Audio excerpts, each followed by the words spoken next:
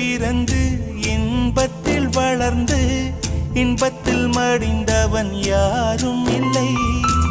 துன்பத்தில் பிறந்து துன்பத்தில் வளர்ந்து துன்பத்தில் முடிந்தவன் யாரும் இல்லை.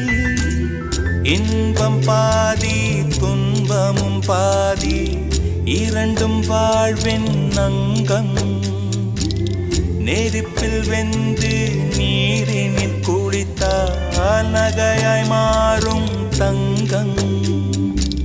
தோல்வியும் கொஞ்சம் வேண்டுமடி, வெற்றிக்கு அதுவே எணியடி.